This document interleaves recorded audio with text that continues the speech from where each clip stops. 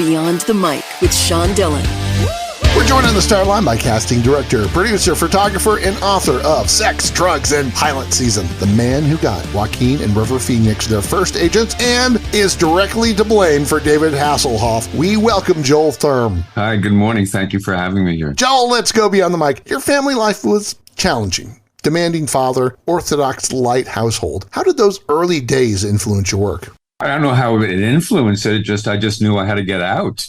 I mean, it influenced it. If I hadn't gotten out, I would have never done any of the work that I did. So I was highly motivated to do everything exactly the opposite of my family.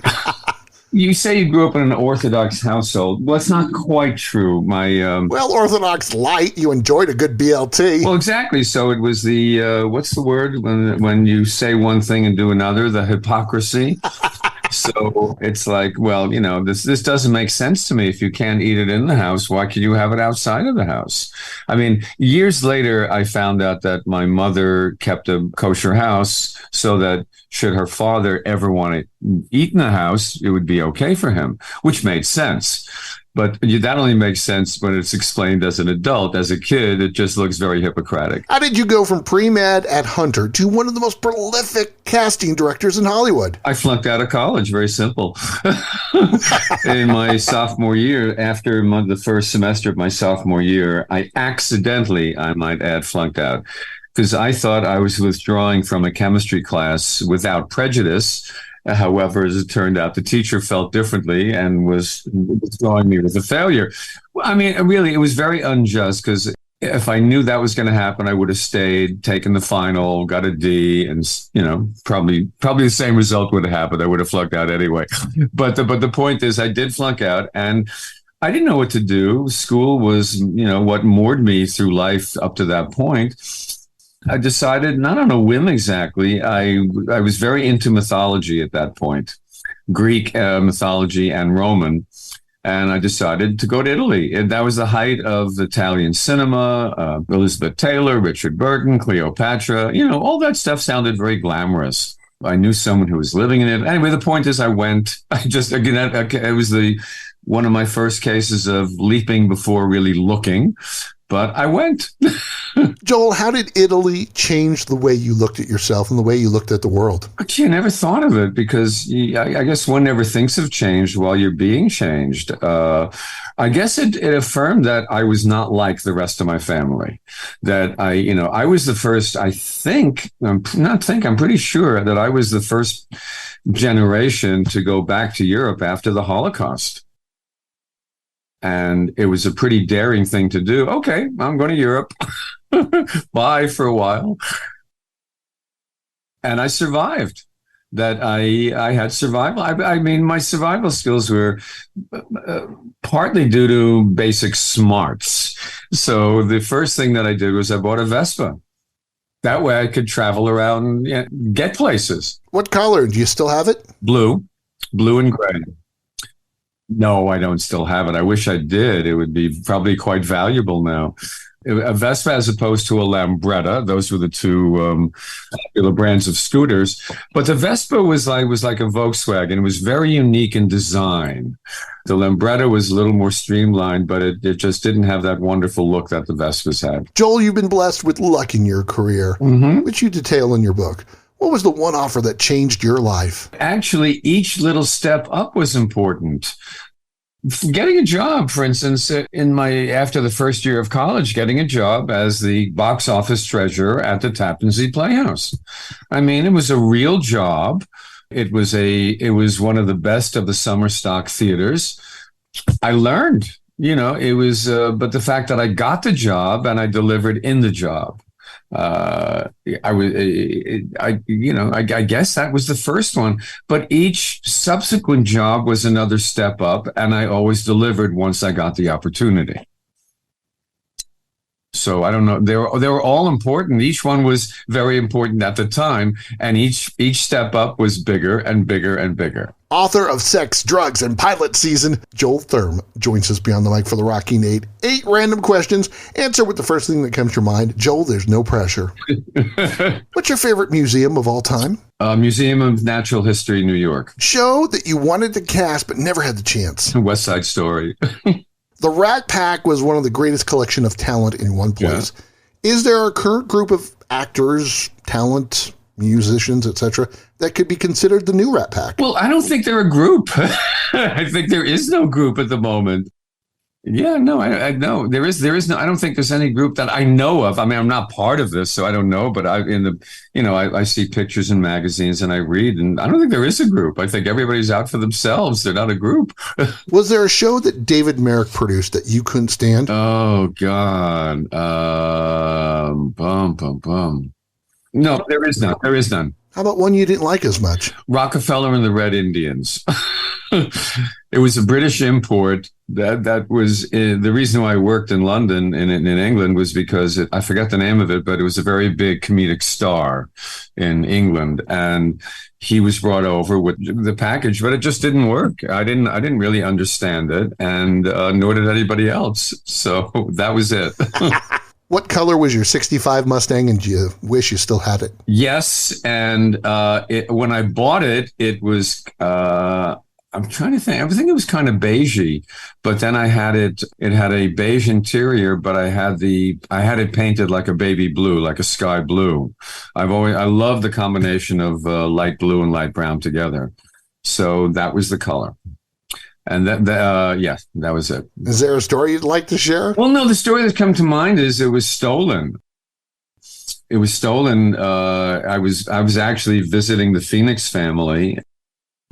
They were living in Sun Valley, which is part of the hills ringing the San Fernando Valley. And I had parked it. God, I can see this in my mind.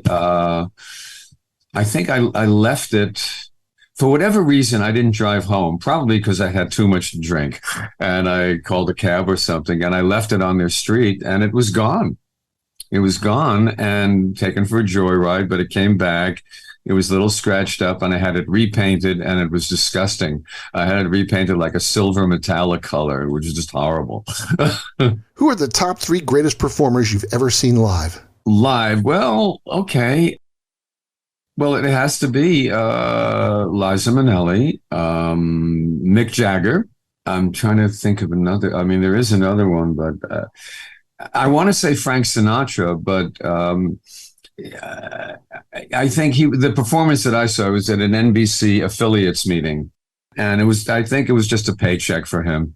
It wasn't like he was I didn't feel that he put enough effort forward, but I'm saying that based on his prior work. Once you saw Sinatra, everything else was different. Well, also, which reminds me of something. There's a character actress you may know of. Her name is Doris Roberts.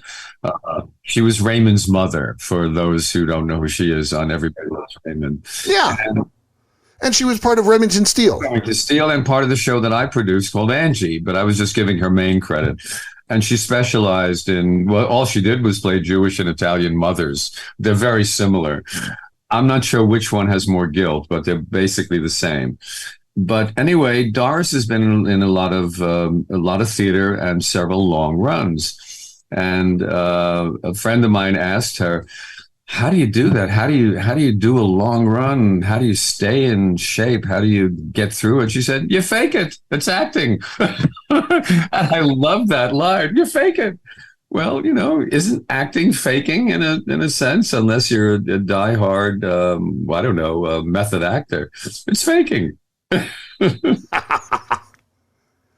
What was the tabloid story you read that you got the angriest with? Well, I'm trying to think. You probably know the answer, but I would think just recently the tabloids talking about me. Why? Well, the stuff with Robert Reed, which you know all about, so we don't have to go into it. It just seemed that they ignored the rest of my book and only talked about that. They took 2 things out of my book, and I'm very proud of my book. I think it's a wonderful history of casting in the entertainment, or at least the television business during a certain era. But they completely ignored the book and only talked about those two incidents. Do you think that is what society does now, focusing on the one thing that will get the most clicks and likes? The short answer is yes, absolutely. I mean, how would Hollywood would have been if TMZ existed in the 50s and 60s? Well, I'm perhaps, certain closeted movie stars, example, Rock Hudson, might have been exposed on TMZ instead of the gentleman's agreement between various news media and magazines that would never be talked about. Have you achieved all your things on your bucket list? No. My travel is I've never been to, in the Far East, I've been to Hong Kong and Thailand, but I've never been to China, Japan. I've never been anywhere in South America.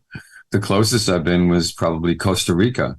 So there's, whole parts of this world that I'm dying to see. I'm a big fan. There's this PBS television show called Rick Steves Europe. I mean, it's a great time filler, but he did while you're waiting to watch something else.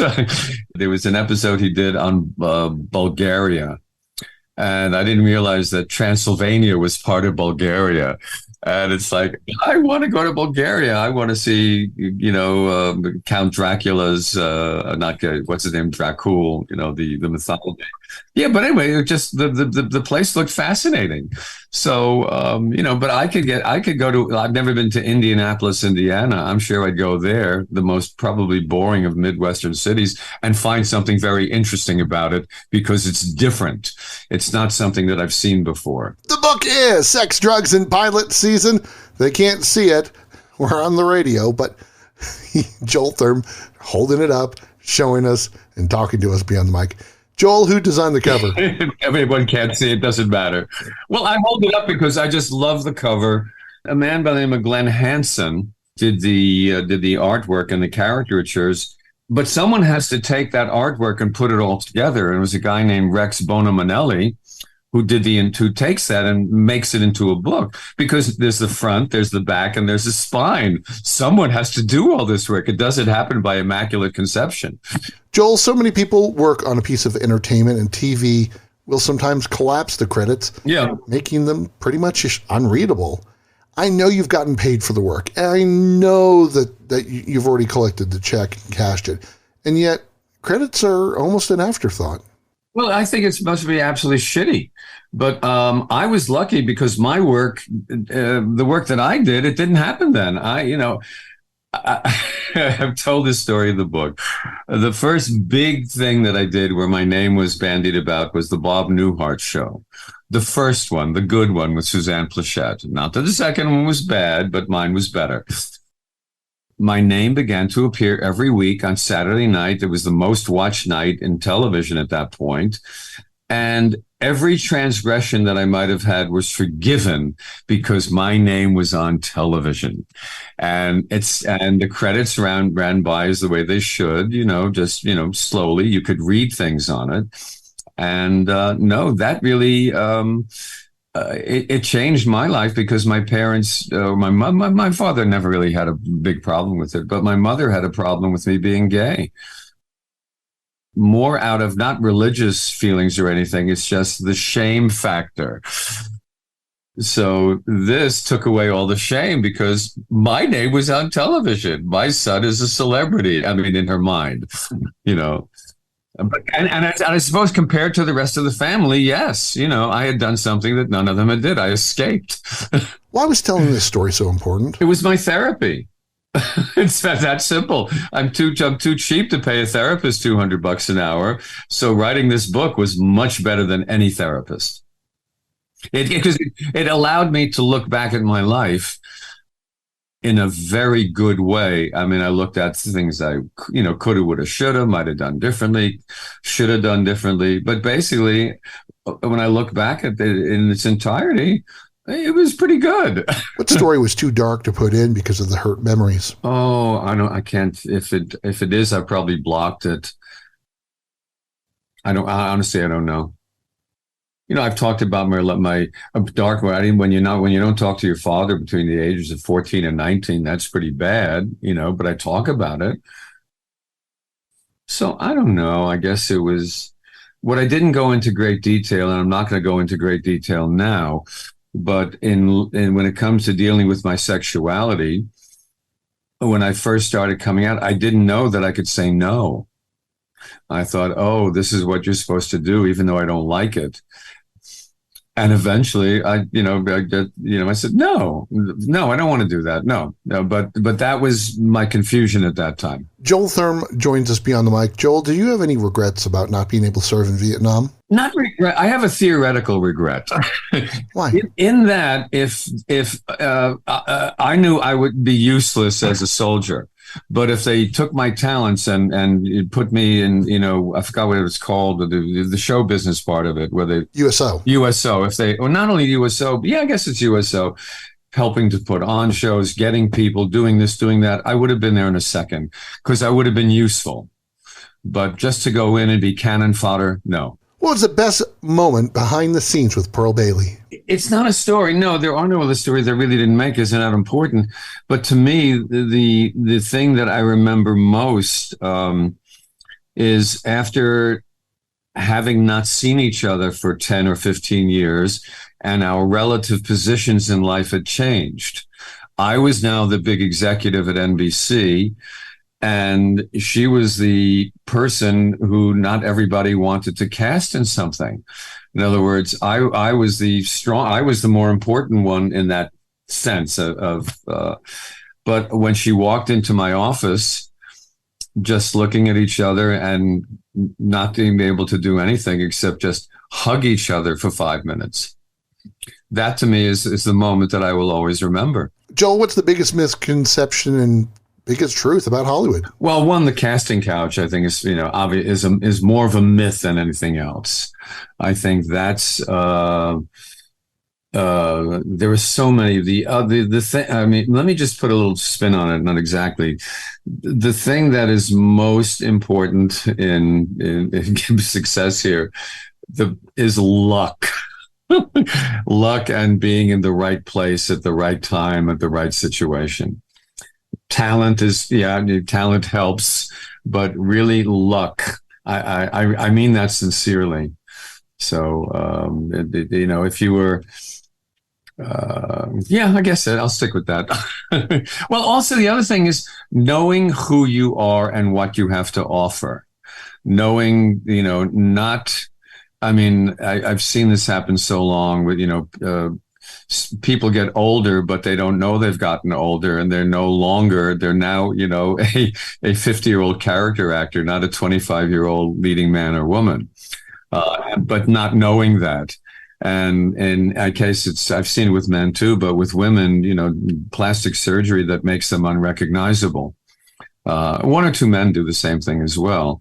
But I think knowing who you are, and so that having a good sense of yourself. There are so many movies now that currently could not be made because the content would not fit today's vigorous standards. You once said, quote, "These kind of moments should be interpreted in the content of their time and not by current standards," unquote. How has society changed for the better and the worse with biases being hyper-examined? I think it's for the worse. I've always been politically incorrect, it's being politically incorrect within reason is fine. I mean, if we can't laugh at ourselves, if we can't, Whoopi Goldberg and Ted Danson in blackface, when they got shit for that, if a black person is putting on blackface, I mean, well, you can't tell me not to do that if I was Whoopi. Come think of it, I never asked Ted Danson about that. I would love the next time I see him, I'd love to talk to him about that. And he's got another series I read, by the way, so good for him. The gotcha moments with being politically incorrect here. You said that 20 years ago. I said something 25 years ago, or more. And I got shit for it at that time, but I was addressing an auditorium full of SAG members on, basically, what I did, how they could improve them, whatever. And I got asked a question about a wonderful black actress who didn't work a lot. And why was that? And I said, because she's barely black. Now, what I meant by that was, unless you had a sign around her neck saying, I am African American, you would never know she was. So she never got cast in those roles. And that's what I meant by that. And I thought it was clever alliteration, barely in black, but I got a lot of crap for that. Joel Thurm joins us beyond the mic. His book is Sex, Drugs, and Pilot Season. Joel, how did age change the way Hollywood looked, the way they cast actors and actresses? I don't think it changed very much, but how Hollywood reacted to it was, not great. I think Hollywood was also like the rest of the country and the rest of the world. There wasn't enough information going around. Nobody knew anything, really. As the AIDS epidemic and, as it went on longer and longer, there was more information. But in the beginning, everybody was terrified. On Hill Street Blues, Daniel J. Cervantes. Dan was gay. And the people who worked with him closely knew that. It wasn't exactly an open secret. I don't think the general public ever knew or had an inkling. And there was certainly nothing stereotypically gay about the way he carried himself. And anyway, the point is, Veronica Hamill, who played his love interest on the show, the attorney Davenport, went to Steve Bochco and asked that there be no kissing scenes from that point on. That was, again, I can't really blame her for doing that, but it was just such ignorance that was the problem. You've heard the expression, "You'll never work in this town again." Oh, directed at me, only once. I've heard the expression a lot, of course. Why did that old phrase make you laugh? Because it's an empty threat. If you're needed, or you're the secret sauce that someone needs to complete a project, they're going to hire you.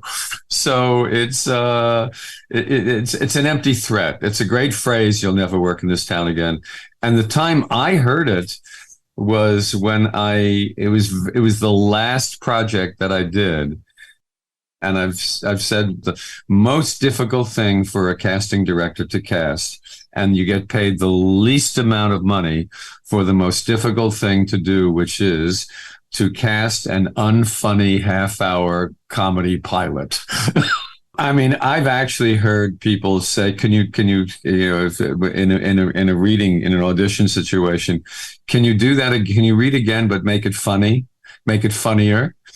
How do you make something funnier? I mean, but so I was casting this show, and it was basically, I just got fed up because the writers, they happened to be 4 women. It wouldn't have mattered if they were men, but they happened to be 4 women, which is kind of unusual.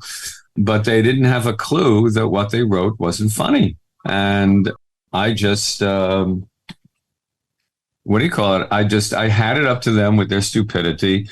And in the middle of a casting session, I just said, look, since you guys know everything, you don't need me. So here's my book. And I'm sorry I gave that book away because it had a lot of good stuff in it. Here's my casting book. Here are all my notes. You don't have to send me the second payment, and goodbye. And on the way to the parking lot to get my car, I got 3 calls of if you do this, you'll never work again. And my answer was basically, I don't care if I never work again. I just can't do this anymore. I was so lucky in the beginning of my career to work with the best possible writers and directors and producers. I was not going to end my career working with idiots. Joel, what's the best secret in your casting book? Well, the secret was this woman who I wish I knew who she was. I hope she's a big star now. I just don't know. But just through I forget how she came into my office, but a young, beautiful woman, when she read this unfunny script, at least she made sense of it. It sounded sensible. And I gave her a piece of direction, and she took the direction. And I was like, oh, okay, well, maybe this isn't so bad. And then I said, here's a script, come back day after tomorrow, and we'll read some more. And she came back, and she read better. So her learning curve was definitely, upwards. And when I brought her in to read for the writer producers, just halfway through her reading, you hear from the back of the room, "Thank you," which basically means stop and go home. And I asked the woman to wait outside for a minute. And while we talked about her, and I said, "Well, look, I'm guessing you said that because you didn't like her." And she said, "Well, she read, and that paragraph, that last paragraph, she didn't. It wasn't. It's we know that's funny, and she didn't make it funny, or she didn't get it." And I had to bite my tongue to say, "Who told you that paragraph was funny? Your mother's? Because it's not." But I didn't say all that. I thought that. But then I tried a nice piece of logic. Logic? Does logic work in Hollywood? Well, normally it does, but not with these effing idiots. And so I said, we there's something that's known as a test deal. I said, we have no one. We shoot in 2 weeks. So to me, her learning curve is up. Let's make a test deal.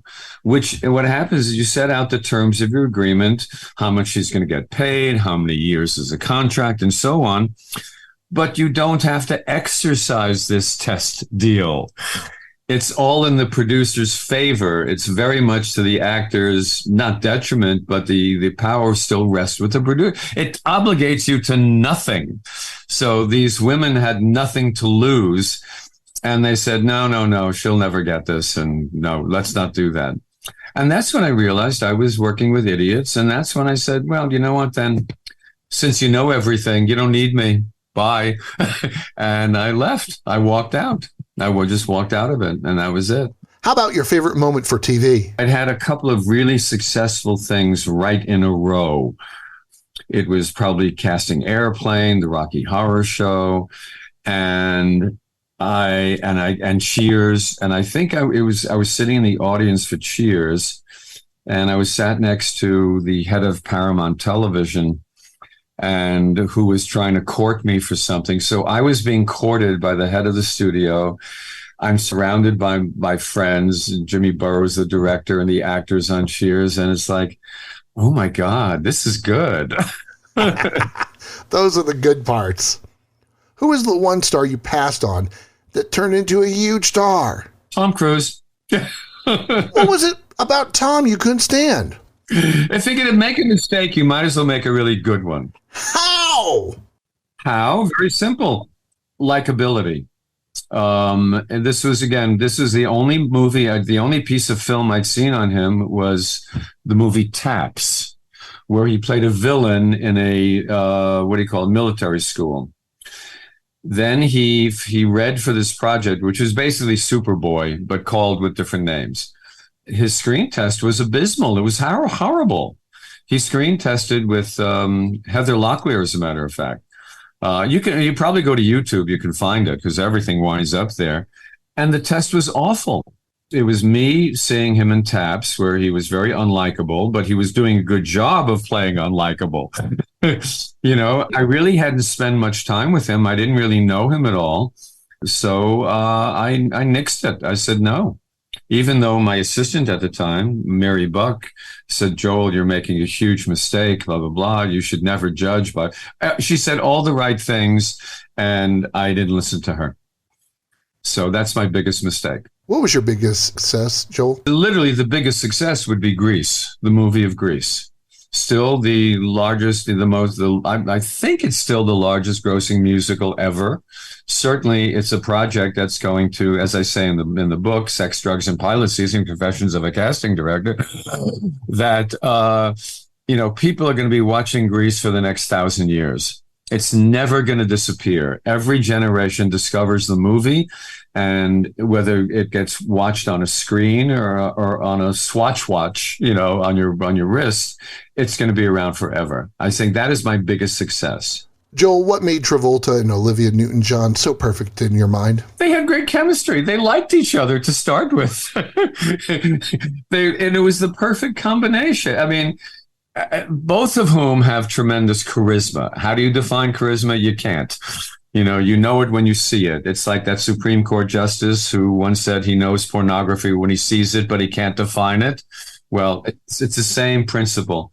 it was a project originally that she didn't want to do, but she asked for a screen test, and then she liked herself on the screen test. She met with John and liked John, and so she took a chance.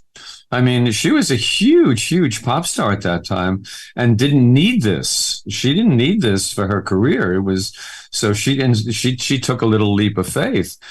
So it would have been. I mean, the two liked each other. How do you define chemistry? They were both engaged in other relationships at the time, so that was off the table. But you could tell every moment they loved being with each other. And John, on a set, John is no star shit, or at least it's like he was he was as warm and wonderful and cuddly as you think he might be, or hoped he might be, and never pulled rank. Never, I'm the star. I've never ever seen him do star shit ever. Was there a story that didn't make the book because of editors or publishers? No. I mean, really? I have a publisher who's basically a printer. And I wish the publisher had gone over this and corrected all the typos and all those kind of errors, because it's filled with them. Or I should have given it to my sister, who's an accountant. I didn't think of her, but she put every single typo and error she found. I mean, the only thing I left out, it has nothing to do with what you said, was I spent when I was in my mid-50s, I became a long-distance bike rider. I did 5 California AIDS rides. They're charity bike rides from San Francisco to LA, and then 2 of them from Boston to New York, and then 1 cross-country one from Seattle to DC. So that was a whole period of my life when I'd sort of stopped working. I wasn't getting I wasn't getting my salary anymore, and I turned to bike riding and I was great at it. I was very good at it. So, and now my sister's the bike jock. What can I say? It's time for One Big Question with Joel Thurm, author of Sex, Drugs, and Pilot Season Beyond the Mic. Joel, what do you consider your legacy? Well, I think my legacy are the projects that I cast that are like one, Grease is never going to disappear. I don't know. I think people who know me, the legacy is how I conducted myself in the business, how I always answered, unless I was going to terribly hurt somebody's feelings, I always answered truthfully.